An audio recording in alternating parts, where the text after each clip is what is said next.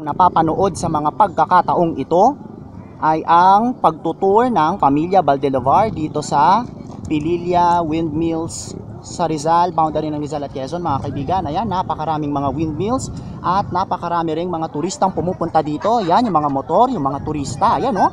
Ayan, oh. Dunidumog at dinarayo rin ng mga tao ito, mga kaibigan. Ayan, napakarami po. Samantala, susundan ko lamang po yung pamilya Valdelovar na busy sa kanilang pagtutour. Ayan, kikita nyo po yung mga windmills na yan. Okay? Sundan po natin sila, mga kaibigan, sa kanilang family adventure. Ayan. By the way, mga kaibigan, kung makikita nyo po, meron pong nakaprint doon na word sa taas ng windmill. Ang nakalagay po ay Alter Energy. Ibig sabihin po, mga kaibigan, itong mga windmills na to ay alternative source of energy dito sa buong Rizal at Quezon. Ayan, wind energy po ang tawag doon. Depende po sa direksyon ng hangin kung anong mga windmills ang iikot. Ayan. Nandito po kami ngayon sa malabuhangin at maladesyertong part ng Pililla Windmills Park. Ayan, mga kaibigan, nakikita nyo po yung pamilya Valdelovar. Kaway-kaway sa camera, guys. Oo. Ayan, kitang-kita niyo po yung mga kaibigan. Napakalaki, up close and personal, mga kaibigan, namin mapupuntahan yan. Mahahawakan namin yan, makakapagpa-picture kami dyan, mga kaibigan. Ayan, oh. At overlooking din po ang site ng Laguna de Bay sa di kalayuan. Nakikita niyo po yung mga kaibigan. Ayun, oh. Ayun, oh. Ayan, oh. So, kitang-kita niyo yung mga windmills na yan, mga kaibigan. Ayan, oh. Alright. O sige, pipicturean ko nga pala ang pamilya Valdelovar dito sa bandang sakit na to. Guys, punta muna kayo doon. Okay. Sa TV, wag mong pasok ko. Dito ka, baliktad mo dito nga magpa-picture. Samantala, sa pagpapatuloy ng balita, nandito po kami ngayon sa bandang souvenir shop dito sa park na ito. May nakalagay po, mga kaibigan, na WWF Alter Energy, Renewable is Doable. Hashtag Change Climate Change. Hashtag WWF Philippines.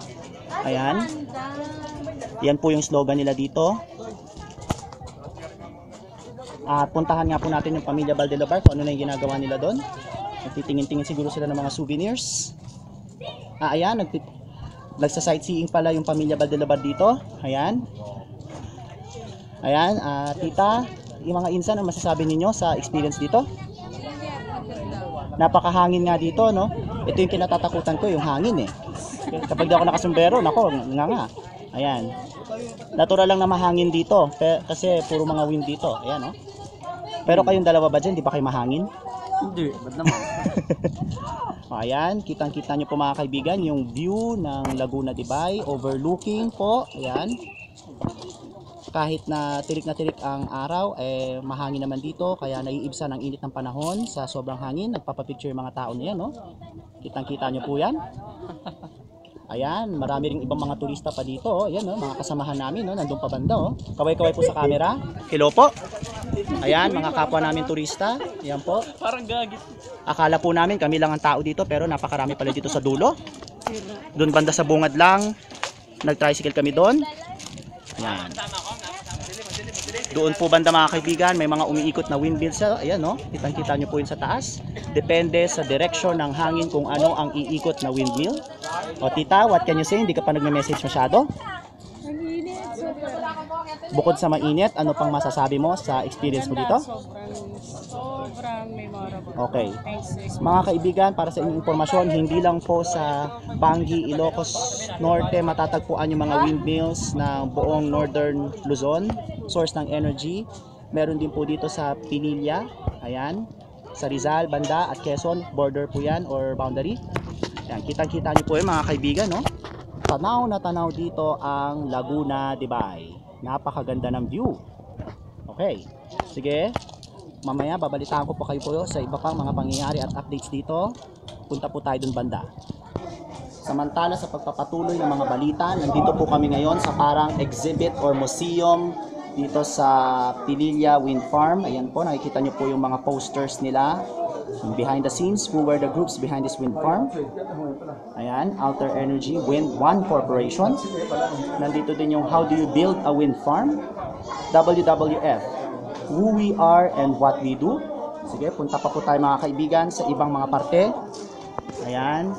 Nandito rin po yung iba pang mga parts ng exhibit museum. What is electricity? Dinedefine niya dyan. How does a wind turbine work? Pililla Rizal Wind Farm. Gagawa na lang kita ng tubig. Bakit pinili ang Pililla? Why is Pililla in Rizal such a great wind location? Ayan. Meron din po dito, why is wind energy good for the country? Why is the Philippines becoming the wind capital of Southeast Asia? Basic facts about Pililla Rizal, tourist destinations, and basic facts of Rizal Province. Yan, ilang naman po yan sa mga makikita nyo dito sa Pililla Wind Farm. Yan. Samantala itong mga pamilyan to na si tita at yung mga anak niya nagbabinoculars, telescope nila yung mga malalayong view. Tita, i-binocular nyo kaya yung yung Laguna de Bay, mabuti pa. Habang nagtutour tayo dito sa museum ng Pililla Wind Farm. Yan. Guys, ano masasabi nyo sa mga information na nakikita nyo dito? Very informative ba? Matututo ka ba tungkol sa wind energy? Ewan, basta. Magbasa-basa rin kayo, wag may time. Yan, si Jenny nga pala, oh. Kunya-kunyari, nagbabasa-basa, pero picture lang tinitignan. Alright. Okay? Yan, si tita, nagsa-sightseeing. Anong nakikita mo, tita, sa di kalayuan? Ay, ang ganda nung Oh, may mga nakikita ka bang mga boats? may mga tao. May mga tao doon, banda, sa baybayin malapit.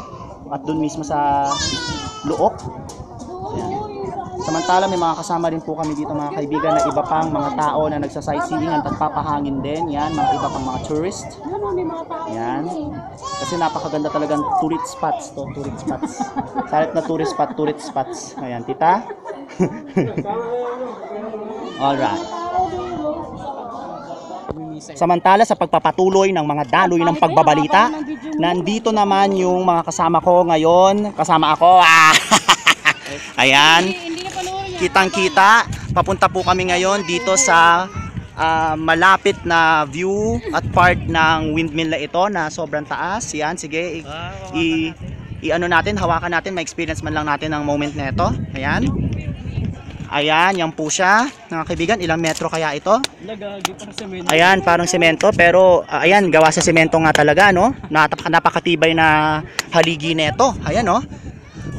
At nandun din po yung ibang mga tao, nagpipicture-picture din sa iba pang mga windmills. Ayan, napakaganda, sabi ng tita ko. Ayan, kasing ganda niya. Ayan, tita. Halika, picture tayo dalawa. O, sige. Ayun na, parang, para, Samantala sa aming pagtatapos ng tour namin dito sa Pililla Wind Farm, yan, pauwi na po kami at pabalik na po kami sa aming tricycle. Ayan. So, sige mga kaibigan, magpapaalam na po kami hanggang sa muling pagtutour dito sa Pililla Wind Farms dito sa Rizal at Quezon. Ito po ang investigador sa pagtutour ng Pamilya Valdelavar at ako, nag-iisa akong investigador dito sa Pililla Wind Farm.